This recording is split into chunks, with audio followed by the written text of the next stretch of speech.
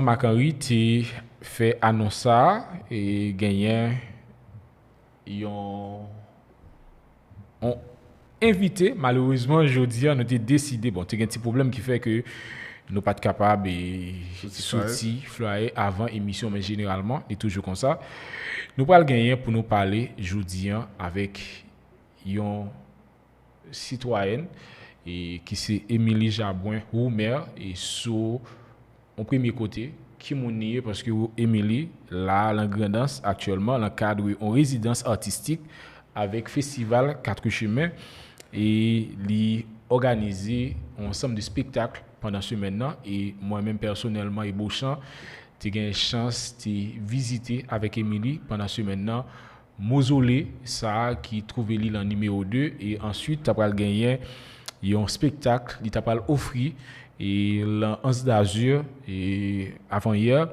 et c'est Jérémy au cœur de ma vie et ensuite hier l'Alliance française Émilie était avec un groupe de jeunes danseurs et là Jérémy t'est présenté Fleur Moussara tête ensemble Jérémy. Bonsoir Émilie. Bonsoir tout le monde. Merci en pile à Marc-Henri et puis Isaïe pour l'invitation à Radio Extension. Nom c'est Émilie André Roumer Jabouin. et puis me content là et puis me content parler avec nous. Et puis donc m'a parlé sur activité moi et puis sous web Jérémien.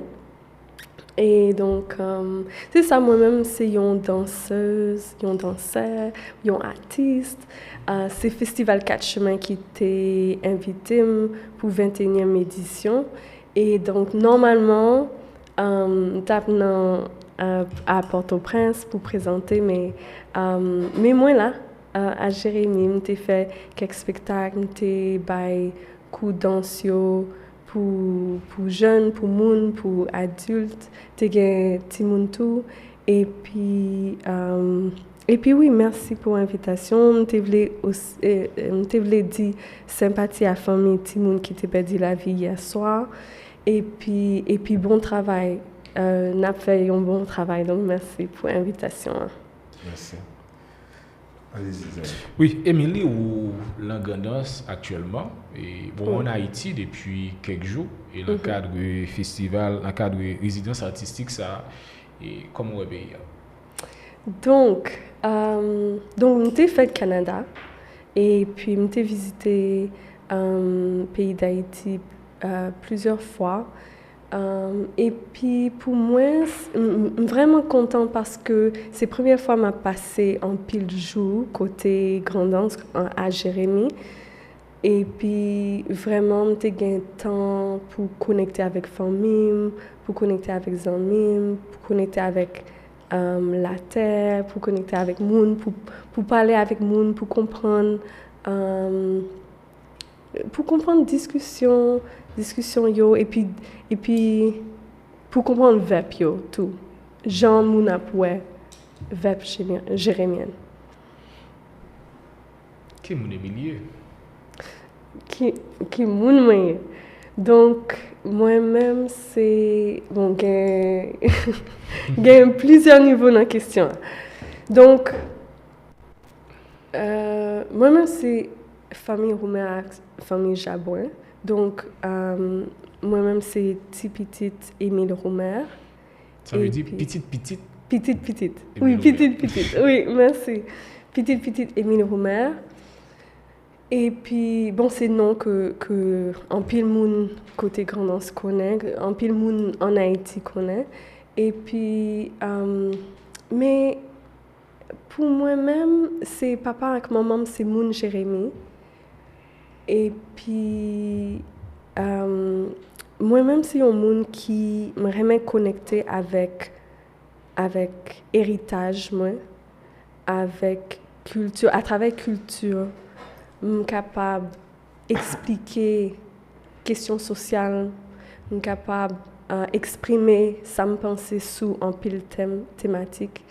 Et puis,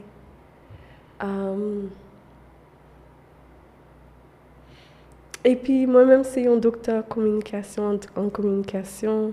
Donc, c'est vraiment... Tout ça qui intéresse, c'est ces discussions sur justice sociale, transformation sociale et puis guérison collective. Voilà, Isaïe, avant nous la possible avec Émilie, on a changé d'espace parce que il semblait micro Émilie n'est pas sorti trop bien et puis un petit bruit. Donc on s'est un petit pause tout coup pour nous capables de set up ça. Ouais.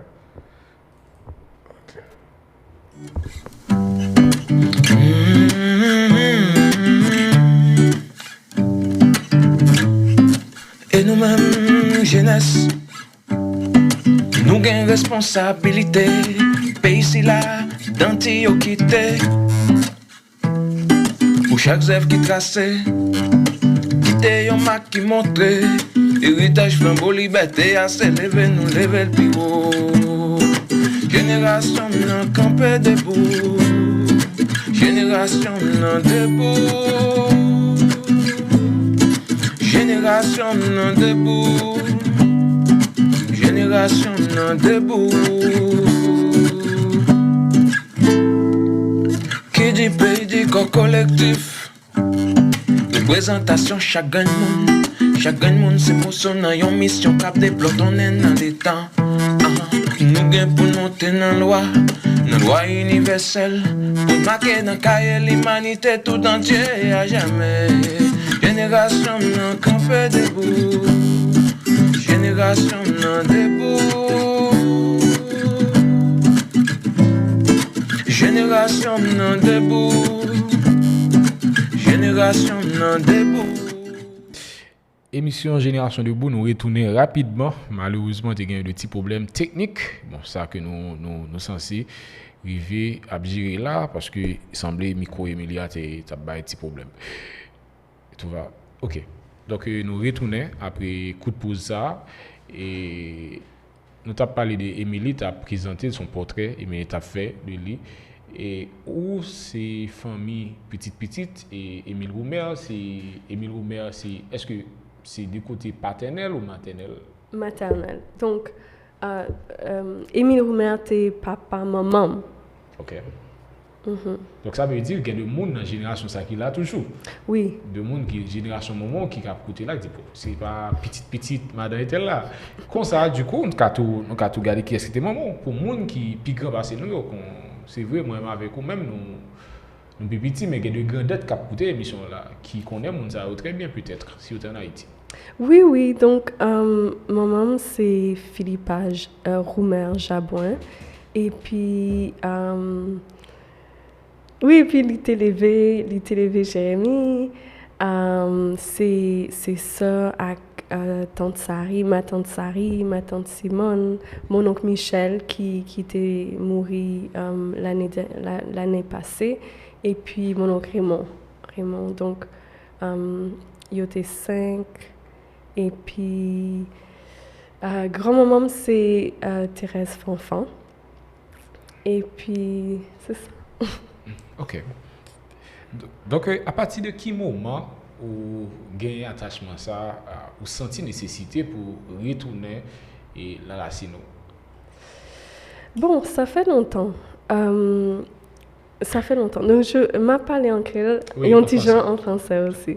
Donc, papa et maman, ils ont toujours dit nous, moi-même avec ça moyen, que pays c'est Haïti et puis ils nous ont parlé de l'histoire d'Haïti, de la révolution haïtienne, la guerre de l'indépendance, de Jérémy et en partie c'est pour ça que j'ai appelé mon travail Jérémy au cœur de ma vie parce que j'ai l'impression que par un moyen presque chaque jour il y a parlé de Jérémy.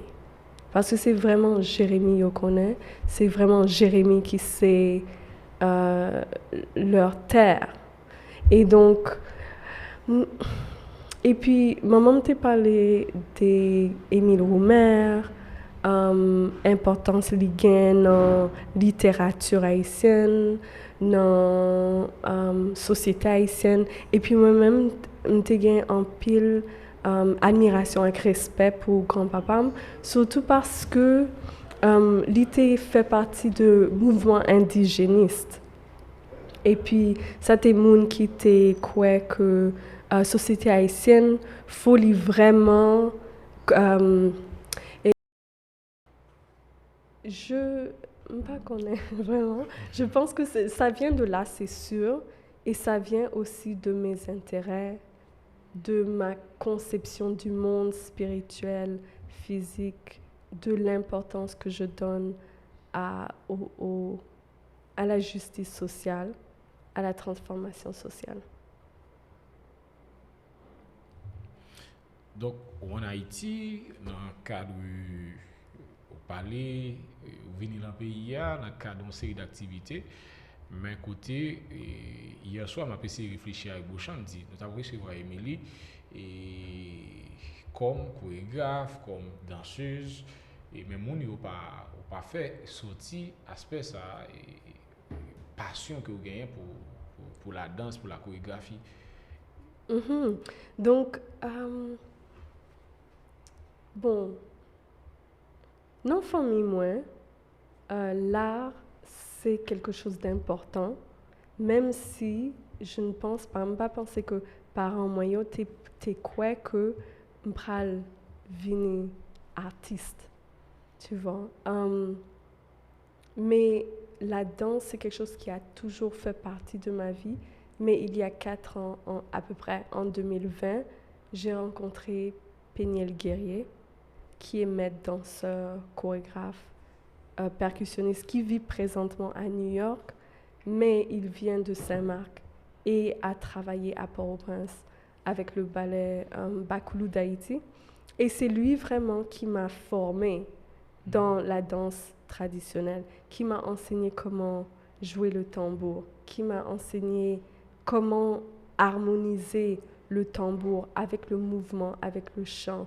Donc c'est vraiment lui-même qui t'a fait me comprendre qu'il était folklorique là, et puis importance qu'il pour identité haïtienne, mais aussi pour avancer en tant que société. Parce que je pensais que dans tout côté, dans tout pays, moi que non, en pile pays, dans le monde ça, il y a un pile monde qui pas quoi vraiment que l'art il y a un pile poids.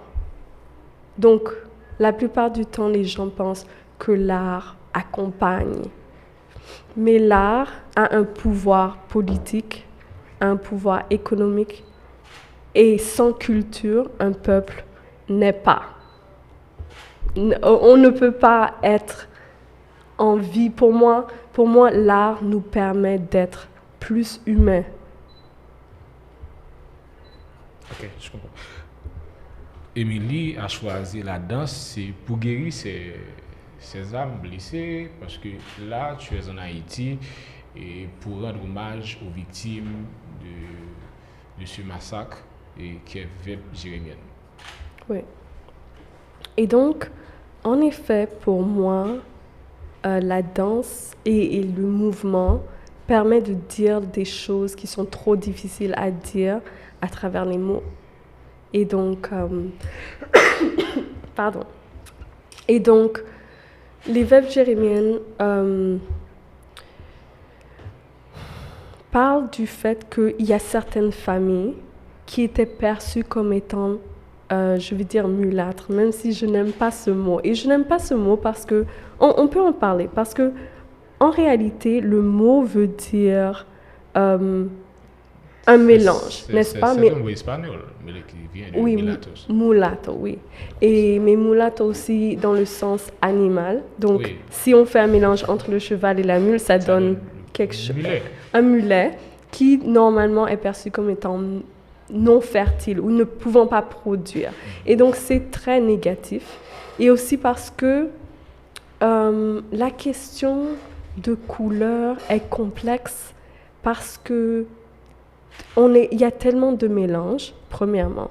Deuxièmement, en tant que Haïtien, Haïtienne, est-ce qu'on pense assez à la place des Taïnos, de la présence des Taïnos, des mélanges Taïno-africains et des Taïnos qui vivent encore aujourd'hui. Donc il y a tout ça.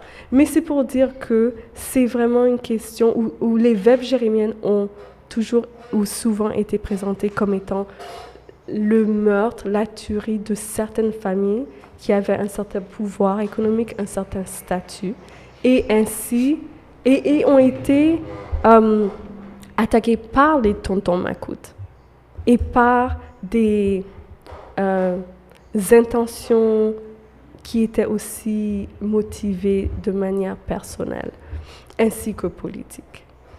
Mais je veux aussi dire, ou pas mais, et je veux aussi dire que autour de cette discussion des vêpres, il y a aussi eu un énorme nombre de paysans qui ont été tués. Oui.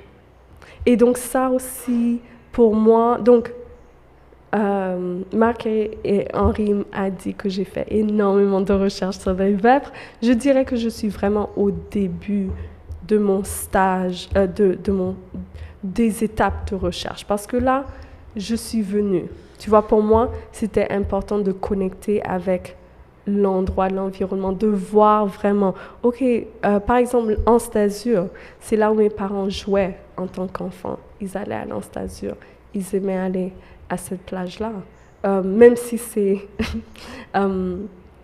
oui, même si sa réputation est une réputation d'une plage qui est assez dangereuse. Mais pour moi, c'était important de visiter des lieux où il y avait la douleur, comme au mausolée et la piste numéro 2, ainsi que des endroits comme Anse d'Azur, qui étaient aussi des lieux de joie. Et donc, et aussi, donc, il y a plusieurs perspectives sur les vêpres, parce que donc, ça fait 60 ans, et maintenant, il y a certaines tantes à qui je parle souvent, qui m'en parlent, et je veux parler à plus de personnes. Mais l'idée, c'est que c'était surtout, lorsqu'on parle de Jérémie précisément, hein, il s'agissait de familles qui avaient des entreprises, qui faisaient fonctionner et aussi qui soutenaient les gens, dans le sens que ce soit financièrement, à travers la nourriture, à travers la communauté.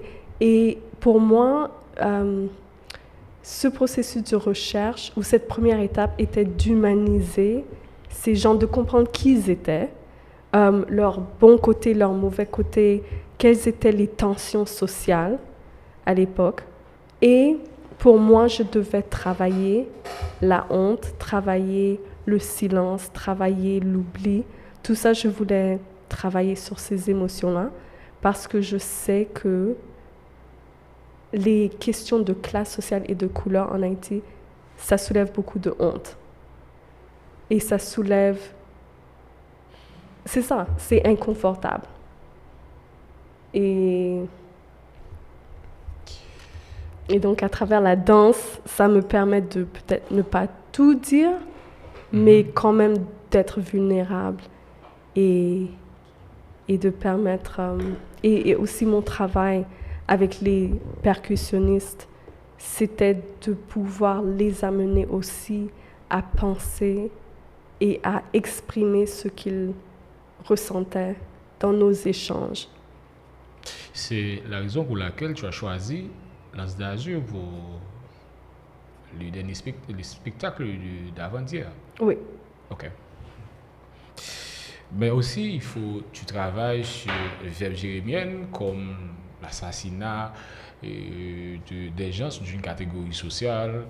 Est-ce que, selon toi, est-ce qu'il y a eu quels sont les facteurs ayant conduit au pouvoir du Valérien de recourir aux actes barbares, aussi barbares, de violence? Oui, et donc, ça c'est une très longue discussion de penser à qu'est-ce qui a mené à cela. Et je dis ça parce que, oui, on sait qu'il y a eu 13 jeunes qui ont débarqué à Jérémie. Ils n'étaient pas tous jérémiens, mais ils ont été tués Et au fait, à ce que j'ai compris, le but c'était de renverser le pouvoir. Le système Duvalier. Et aussi, ils se sont attaqués au Macoutes parce que ce que j'ai compris, et encore une fois, je suis vraiment au début de ma recherche, c'est que les Macoutes étaient une milice qui semait la terreur. Et sous un système dictatorial, ou ce système dictatorial-là, les idées communistes, socialistes étaient très mal vues. Mais aussi, pour moi, ce qui est, je ne veux pas dire contradictoire, mais qui est une tension qui me dérange et que je vois rejouer ces jours-ci, c'est la question du noirisme. Et cette idée que Duvalier s'est présenté comme un président noir, que finalement les gens pouvaient s'identifier à lui. Et aussi en tant que médecin, c'est une position qui suggère que la personne, on peut supposer que la personne peut faire du bien. Et donc, ensuite de lire qu'il y avait la famine, qu'il n'y avait pas nécessairement une redistribution, que ce soit de la terre, que ce soit le soutien des fermiers, des paysans, d'entendre que c'était vraiment un système où les intellectuels qui voulaient un changement social positif pour tous les Haïtiens se faisaient tuer, que ce soit à Jérémie ou à Port-au-Prince, etc. Pour moi, excusez-moi, j'ai un peu perdu le fil de la question, mais pour moi, oui, un des facteurs, certainement, était le fait que ces familles représentaient peut-être ou surtout elle représentait pardon, maintenant d'autres langues entrent dans ma tête.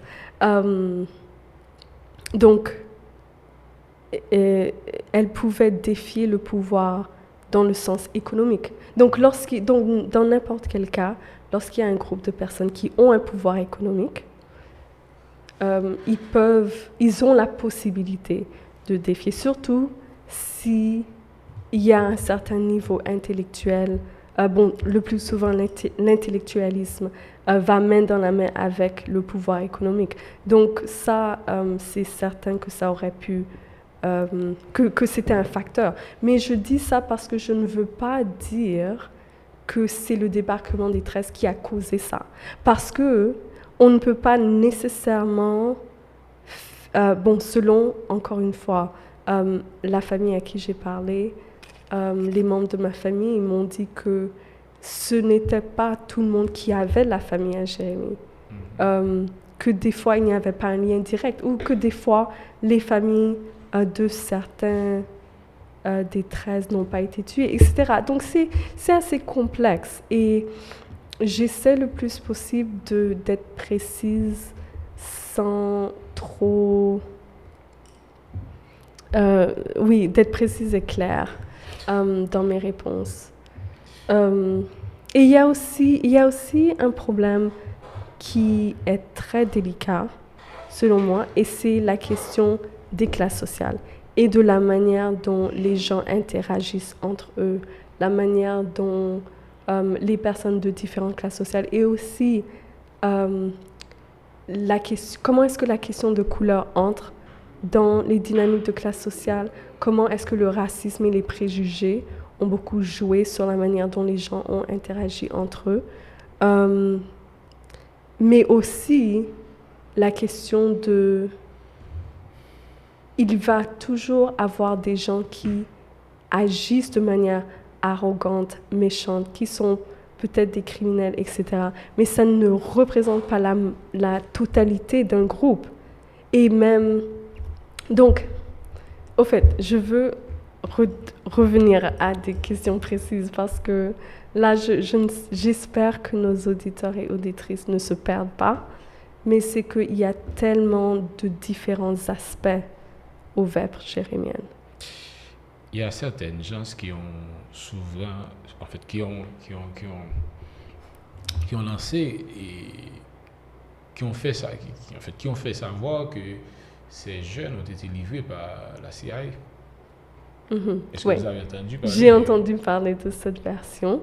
Et je pense que c'est tout à fait possible, dans le sens où certains étaient très jeunes. Donc, lorsqu'on parle de jeunes qui ont peut-être 18 ans, début vingtaine, il y a cette question de savoir, est-ce que vous voyez des mouvements organisés, souvent ça prend beaucoup de temps. Aussi, j'avais lu que c'était comme si la population jérémienne était surprise. Donc, on ne dirait pas qu'il y avait nécessairement un travail de préparation où il y aurait le soutien de la population. Donc, je pense que ça aussi, ça aurait pu jouer à l'échec. Et encore à votre version, à votre... C'est pas ma version. Oui, non, pardon. Je veux dire l'hypothèse que vous avez présentée, que peut-être ils ont été livrés par la CIA. La vérité, c'est qu'il y a toujours des influences et des instances internationales qui vont jouer dans la politique d'un pays, toujours. Mais maintenant, la question, pour moi, c'était plus de savoir comment comprendre ou donner du sens à ces tueries qui se sont passées. Parce que une des choses que j'ai comprises aussi, c'est que il y avait des tensions, mais les familles qui ont été attaquées ne savaient pas nécessairement qu'elles allaient être attaquées. Et avec la terreur, il y avait aussi ce sentiment que on ne sait pas qui peut être emporté par les tontons macoutes. Ma tante aussi, ma tante Sari, m'a expliqué que, au fait, il y avait la flotte. Quel est le terme? Au fait, que le port, que le WAF avait été barré. Donc, il fallait avoir une permission pour sortir de Jérémie. Et donc, les vêpres, au fait, ont été planifiés. Et donc, ça aussi, ça soulève... ça soulève, oui, plusieurs questions. De savoir, est-ce que, donc, on devrait aussi parler des vêpres d'un génocide? Est-ce que c'est... est-ce que, genre, comment en parler? Parce que pour moi, il y a aussi cet aspect de... Il y a eu le silence sur cette période pendant si longtemps, que les gens veulent parler, cherchent à parler. Il y a des choses qui se disent, mais il n'y a pas de plateforme de réconciliation. Il n'y a pas d'entente que tous les Haïtiens disent oui, ça s'est passé. Parce que j'ai aussi lu dans le pamphlet d'Albert Chassagne que apparemment Duvalier a essayé de faire des vêpres au Gonaïves et au Cap-Haïtien, mais que ça n'a pas fonctionné. Et donc il y a aussi la question de, OK, les tontons macoutes à Jérémie ont planifié de tuer certaines familles parce qu'ils avaient un problème personnel avec elles, mais il semble aussi qu'il y avait une opération nationale ou fédérale qui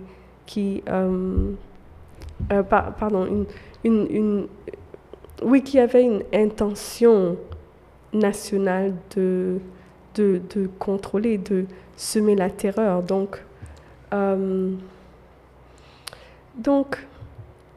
mais pour moi, ce qui est important aussi, c'est vraiment de permettre un certain travail du deuil, qu'on puisse en parler, que les gens puissent se lâcher et explorer leurs émotions, être honnêtes à propos de la manière dont ils ont été affectés par les vêpres. Et pour moi, surtout pour moi, c'était très important de le faire parce que, parce qu'on pourrait dire que, donc mon grand-père André Jabouin est mort 1 semaine après les vêpres. d'une crise cardiaque. Il a témoigné, il a vu ses amis se faire tuer, il a vu des gens qu'il côtoyait se faire tuer. Je pense aussi que lorsque je pense à tous ces éléments différents, je comprends qu'il aurait pu se demander, ça aurait pu être moi, ça aurait pu être ma famille. Et aussi de voir des enfants de 2 ans, 4 ans se faire tuer avec de se faire percer le cœur avec la baïonnette, etc. C'est traumatique. Et donc, pour moi, j'ai dû être honnête avec moi-même que la mort de mon grand-père a aussi eu un impact sur ma famille, sur mon père, qui était l'aîné. Et je devais être honnête que... c'est ça que je devais faire mon propre travail, émotionnel, mon propre travail de deuil. Et donc, pour moi, mon travail à travers la danse, c'est aussi de permettre aux gens de se libérer de ce fardeau, de ce secret, et de ne pas croire que il n'y a pas de signification, que ce n'est pas important de parler des vêpres. Voilà, Isaïe m'a suivi avec un pile attention et un pile intérêt et intervention Emilien. Alors, on parlait de papa qui va mourir après parce qu'il t'a assisté et Zach Baba ça. Maintenant, est-ce qu'il était là comme tonton Macoute? Oui. Ou bien comme on est on te prend venir assister même gens connaît alors pas me connaît d'après ça me lit et gon ensemble de Zach Macoute t'a perpétré dans ensemble de zones même si mon l'école quand sorti l'école on a fait camper pour assister ça est-ce que sinon sans ça papa était présent? Donc, c'est grand-papa. Oui, grand-papa. Oui, grand-papa qui était présent. Et donc, grand-papa, c'est Moun Jacmel. Et puis, les Duvalier t'est arrivé en tant que président. Il y avait une épidémie de pian. Et donc, il a amené des fonctionnaires de différentes parties d'Haïti pour travailler à Jérémie en particulier. Et donc, mon grand-père, André Jabouin, est venu en tant que fonctionnaire sous Duvalier, mais il n'était pas un tonton Macoute. Il n'était pas quelqu'un qui croyait dans la violence ou dans la torture de qui que ce soit. Et en quelque sorte, on pourrait dire qu'il était mélangé, qu'il était aussi, comme on dirait, mulâtre. Encore, j'aime pas ce mot, mais c'est pour dire que la question de couleur est tellement compliquée parce qu'au fait, lorsque les tontons Macoute ont décidé de faire les vêpres, de tuer les gens, ils l'ont ramené avec eux. Donc, en tant que fonctionnaire...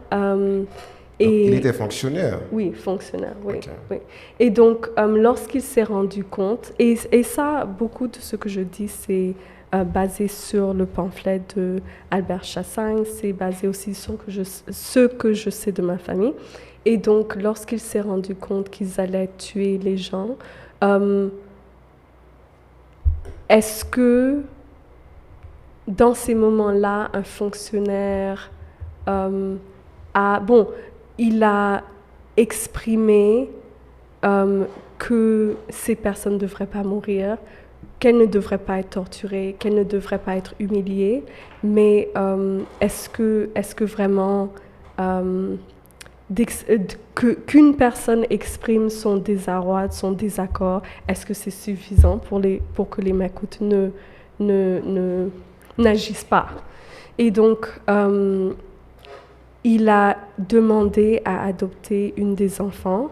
Je pense que c'était Régine Sansaric ou bien Catherine Sansaric, et les Macoutes ont tué l'enfant devant lui. Donc, au moment où il se disait que peut-être ce qu'il pouvait faire, c'est de au moins sauver la vie d'un enfant de 2 ou 4 ans. Et donc de dire, je vais la prendre, et qu'on la tue devant toi, devant sa mère aussi. Et encore une fois, on vient d'une famille mélangée. Donc, cet enfant était très proche de l'âge de ses enfants à l'époque. Donc, Et aussi, encore une fois, il a vu des gens qu'il côtoyait, qu'il connaissait, des amis se faire tuer. Et donc, c'est comme ça qu'une semaine plus tard, il a eu une crise cardiaque. Et donc, c'est comme ça que, pour moi,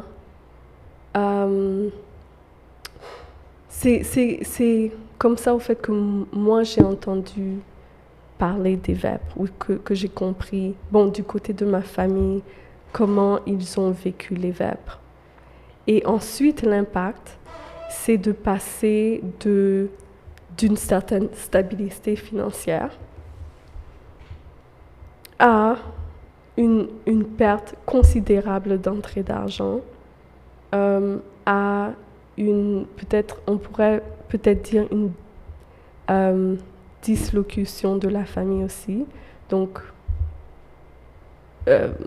oui, donc, au fait, parce que mon père était l'aîné, et il est parti à Port-au-Prince.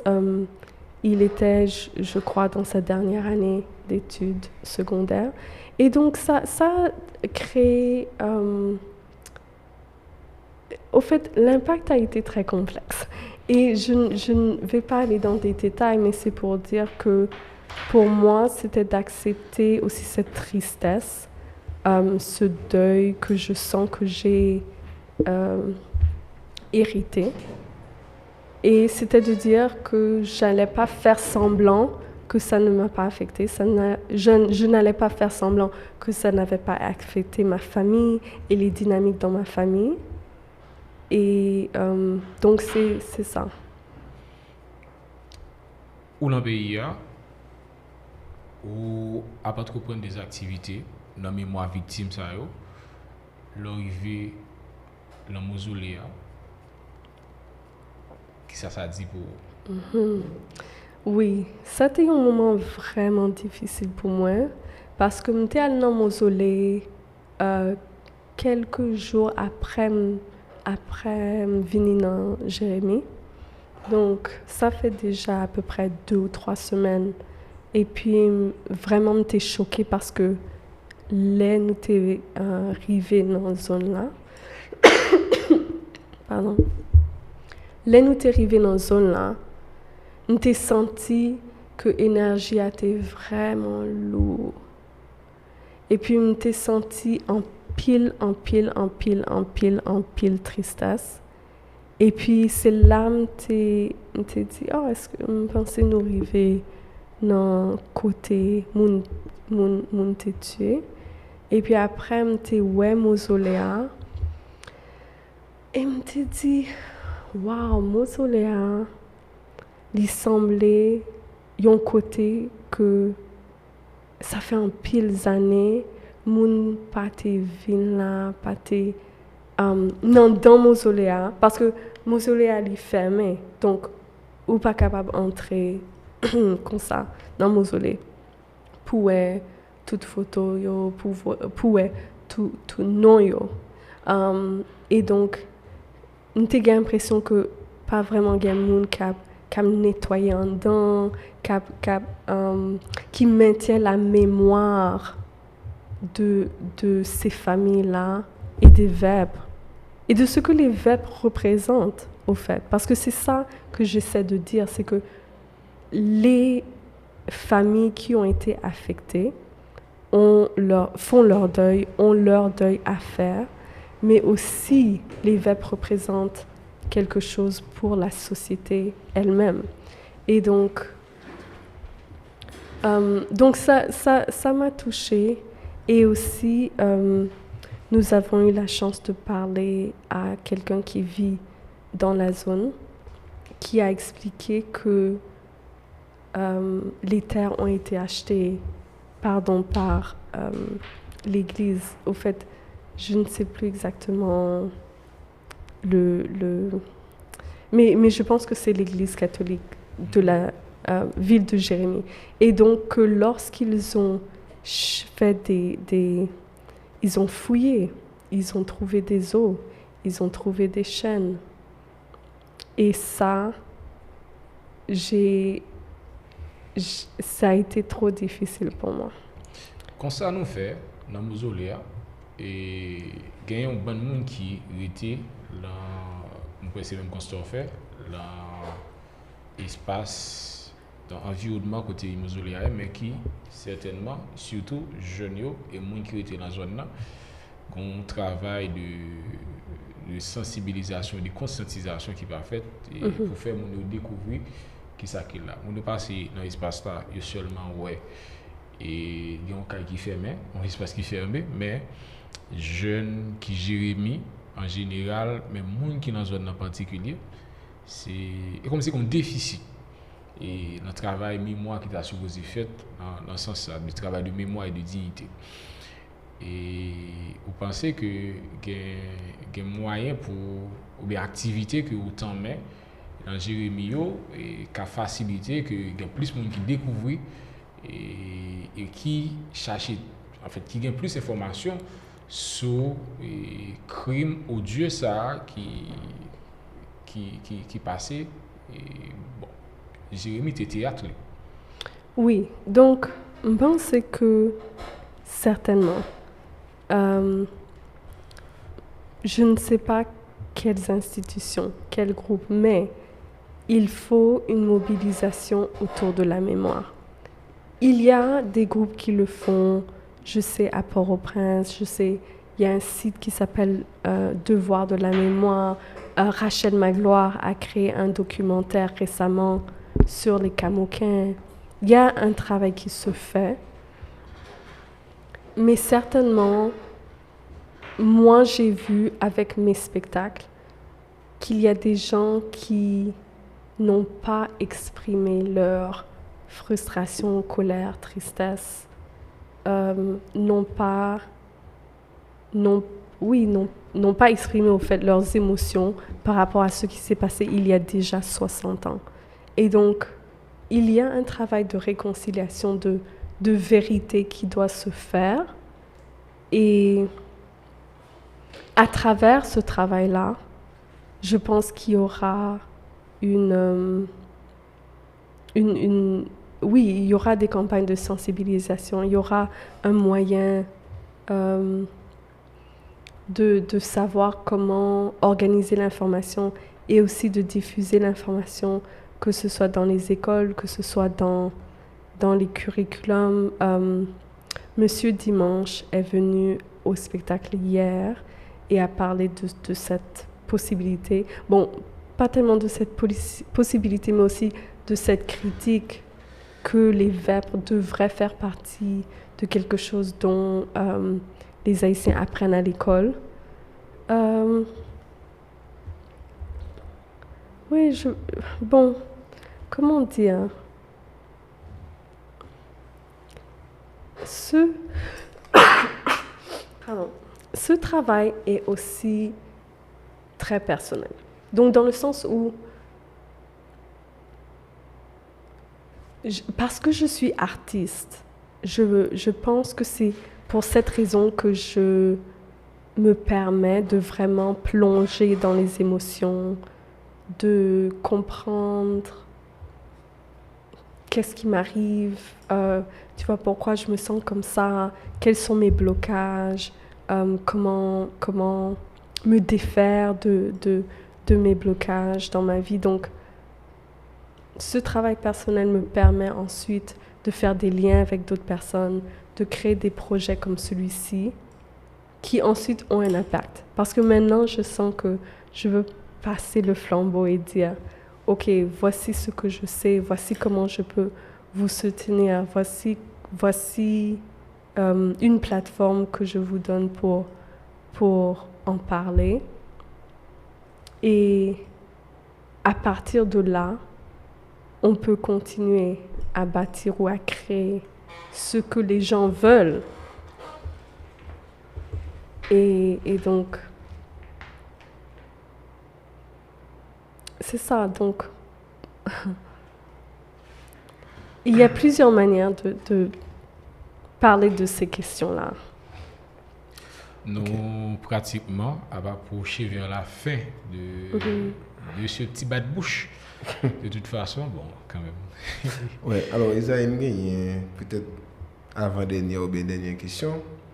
Et par rapport à devoir de mémoire qui doit être fait sur VEPLA, et côté que ça doit entrer dans l'histoire pays et histoire ville là particulièrement, que côté que pas vraiment grand pile monde qui non seulement connaît ça mais qui parle de ça tout. Et monde qui parle très peu de histoire ça. Et moi-même les m'a grandi souvent les m'aller dans la bibliothèque de Madouin, les m'a regardé très jeune yo, soit tout petit. Mais je me rends compte qu'il y a un manque de documentation tout. Oui. Dit littérature sur ce qui passe à sous ville par rapport à ça, manque tout. Donc on parler de textes et Albert Chassagne B200 en Haïti, les Macoutes opèrent à Jérémie en 1964. Est-ce que texte ça, ils sont textes accessibles parce que ça c'est directeur Wesh qui passe me regarder hier en façon de avoir une idée de comment on a mené et entretien. Et est-ce que en termes de documentation, est-ce que nous capable est-ce que est disponible pour jeunes qui dans l'université ou est capable de consulter, qui a une idée de qui ça passe vraiment parce que sinon pas si ça aussi les bails qui je me disais tout à l'heure qui marque l'histoire. Faut que nous ici pour nous comprendre. Oui. Donc nous est-ce que document ça est disponible ou du moins est-ce que vous capable mettre disponible par rapport à la recherche que vous faites sur ça? Merci pour la question. Donc justement, je parlais à quelqu'un hier qui me disait que il avait beaucoup de mal à trouver la documentation sur les vEPS jérémiennes à Jérémie ou dans la zone de la Grand'Anse. Et donc justement, Albert Chassagne a publié ce pamphlet, je pense en 1976 à peu près, ou 77, à New York. Donc, c'est de dire que sous le régime de Duvernay, c'est très difficile de publier, de parler de choses qui se passent sous le régime. Donc, pour moi, c'est une des raisons pour laquelle il n'y a pas beaucoup de publications qui sont accessibles ici, parce qu'à l'époque, ou bien même 10 ans après, elles étaient publiées à l'extérieur du pays. Maintenant, c'est une très bonne question de se dire, OK, mais aujourd'hui, pourquoi est-ce que ces publications, les documentations ne sont pas accessibles ici? En partie, la bibliothèque Sténio Vincent, malheureusement, a perdu beaucoup de livres de documentation avec, je pense, Mathieu. Et puis ensuite, il y a la question de propriété intellectuelle. Et ça m'intéresse de le faire, d'essayer de contacter la famille Chassagne ou... oui, je ne sais pas si Albert Chassagne, si je pourrais le contacter et voir comment republier ce pamphlet, comment ça fonctionnerait avec les droits d'auteur. Je connais des archives au Canada, par exemple, qui certainement voudraient payer pour les droits d'auteur. Tu vois, donc ça, c'est quelque chose que je voudrais faire et qui serait ma contribution à rendre cette information accessible. Maintenant, justement, le travail que Rachel Magloire fait, c'est un travail où elle a contacté des gens d'un peu partout. Au Canada, des chercheurs qui sont haïtiens, bien sûr, mais vraiment ce travail se fait. C'est juste une question de penser de manière très créative. Comment est-ce qu'on peut créer ces liens? Comment est-ce qu'on peut combler les trous d'informations qui existent? Mais entre-temps, nous allons mettre fin à ce petit bas de bouche, mais il y a M. Roland Bazet qui veut faire un commentaire. Il est sur la ligne. Bonsoir, M. Bazet. Eh bien, bonsoir Isaïe. Il est journaliste. Bonsoir Bouchon. Bonsoir, M. Roland. Mon cher, toutes mes félicitations. Et est-ce que je dois courber les chines devant la présence d'Émilie, c'est ça? Oui. Émilie et Omer Jabouin. Oui. J'ai eu la chance de connaître ces familles. Alors, la famille Roumer et la famille Jabouin. Et j'étais tout jeune à l'époque de ce massacre. Mais ce que je dois dire à Émilie, pour être pour être assez court dans mon intervention, et j'étais à New York, Émilie, quand Albert Chassagne a publié ce pamphlet, Les Veuves jérémiennes. D'accord. Et j'ai eu la chance d'interviewer M. Albert Chassagne. J'ai compris qu'il n'était pas sur le terrain et qu'il n'est pas bien imbu de la situation. Mais quand même, le massacre est quelque chose qui a ébranlé toute la société haïtienne, pas seulement à Jérémie. Quand je suis, ça m'a tenu à cœur pendant des années. Alors je voulais voir des gens, leur parler, les acteurs par exemple, qu'il y avait, et par exemple le notaire François Cajot, il était préfet à Jérémie. Le soir même où l'on ramassait les gens pour les emmener à numéro 2, bien, François Cajot est sorti de sa maison et voulait savoir de quoi il s'agit, pourquoi tout ce bruit de la ville, il y avait des sirènes un peu partout, etc. Mais quelqu'un lui a rappelé que, préfet, il est mieux de rentrer chez vous, et parce que cela ne vous regarde pas. Alors il a demandé, mais je suis préfet de la ville, donc, etc. Et puis, on lui a même menacé de l'emmener avec les autres. Mais, Émilie, ce que tu dois savoir, quand je suis revenu à Jérémie, j'ai essayé de voir des gens, de les questionner, de les interviewer, des avocats et une frange de l'élite intellectuelle de l'époque. Personne ne voulait dire mot. D'ailleurs, et je me souviens, Maître Toussaint Léonidas, de regretter mémoire, m'a bien dit, Roland, mon cher, il est mieux de tout oublier. Mais je dis, mais quelque chose pareil, il faut que l'histoire se raconte, l'histoire doit être connue. Bon, et j'ai en fait visité beaucoup de gens. Même ceux qui n'étaient pas ceux qui ne faisaient pas partie de l'élite intellectuelle, ils ont gardé le silence. Oui. J'ai même essayé d'interviewer un acteur dont on parlait, qui était vraiment sur la ligne de front, comme on dit. Et je vais parler de Saint-André-Montant, le fameux Saint-André-Montant. Il m'a conseillé d'oublier. Il m'a conseillé d'oublier.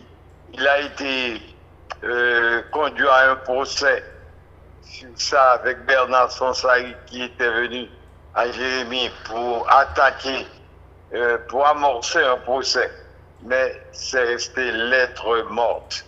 Donc, je ne sais pas comment, mais presque tous les acteurs, si je ne dis pas tous, ils sont tous morts.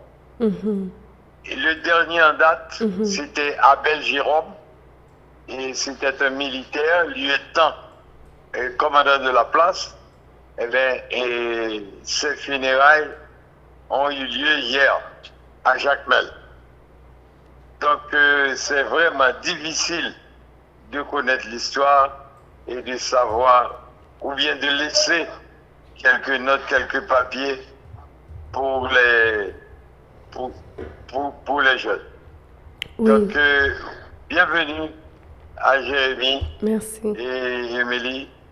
Et j'espère que avant de partir, tu rencontreras d'autres, est-ce que je peux dire d'autres jeunes de mon âge qui ont probablement quelques explications qu'ils peuvent te donner. Oui, merci beaucoup, merci. Merci Émilie, c'est un plaisir. Alors, pour finir, Et Émile Roumer, quelques jours après le massacre, a écrit « Malé, quittez-nous pour les nourrir faire encore, pour ne pas dire que nous sommes là. » Au revoir. Merci. Merci beaucoup. Et merci parce que je comprends tout à fait lorsque... et je pense surtout lorsque on approche les gens de manière officielle, ça peut être difficile.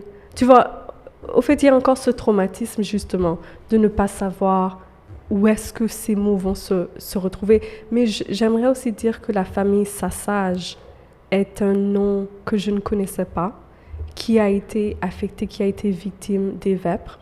Et ce n'est pas un nom que j'ai retrouvé dans le livre d'Albert Chassagne, mais plutôt en parlant à des Jérémiens. Et donc, je pense que c'est possible, mais je suis tout à fait d'accord que c'est difficile.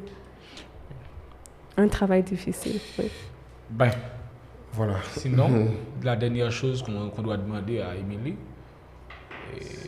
qui ça nous fait une bâtonnet là? Qui ça? Ça nous doit faire Ah. Pour une pour bâtonnet ça. là, ça. Qui ça nous fait pour que situation à part? Non. Non, Que peut-on faire pour ne pas être là? oui. Pour ne pas retourner à ces genres de situations. Et que le pays connaît actuellement des situations extrêmement difficiles. Oui, Mais le massacre est partout, Oui. c'est comme jadis. Ben, il faut arrêter. oui. Et ben Faut justement, arrêter. oui. Il faut pour vous dire la vérité, les gens, oui, tout le monde est fatigué. Tout le monde sait que ça doit changer. Et moi, j'ai beaucoup d'espoir parce que, oui, j'ai beaucoup d'espoir parce que lorsque je parle aux gens, je vois qu'ils veulent que ça change et que ça va changer, que ça doit changer rapidement. Et la question, bon, c'est vraiment de continuer à parler pour moi, ce serait de continuer de parler de ces choses-là, de ne pas les laisser sous silence parce qu'ils ont été sous silence pendant longtemps. Et aussi, quelque part, je me dis, nous avons besoin de leaders qui sont forts, dans le sens qui ont une vision très claire, qui croient au changement. Et je dis ça, c'est peut-être utopique, mais j'ai une très très bonne amie qui est sud-soudanaise, qui a participé à la transition du Sud-Soudan depuis 2011 à aujourd'hui. Et le genre de travail qui est possible et qui se fait, Haïti a tellement à offrir au monde et à offrir aux Haïtiens, Et c'est juste... Il faut des gouvernements qui croient en Haïti. Voilà, on a fini la dernière question d'Aïsaï. Ou là pour combien de temps ici à Jérémy? Donc, spectacle fini, est-ce que notre activité encore? Oui, jeudi prochain, dans l'Université de la Grande Danse, l'Alliance française organise une discussion entre artistes. Je vais aussi parler des vêpres parce que c'est le thème de mon travail artistique en ce moment. Et puis, moi, là, pour un petit temps encore, si nous voulez... si nous voulez parler avec, contacter, nous contacter à travers la radio Extension. Merci beaucoup, beaucoup, beaucoup pour m'avoir donné autant de temps pour parler de mon travail. Et merci aussi aux danseurs, à tout le monde dans la communauté qui a participé aux cours de danse, qui est venu participer aux événements. Merci au Festival Quatre Chemins, à Evans Wesh, directeur de l'Alliance française. Merci vraiment.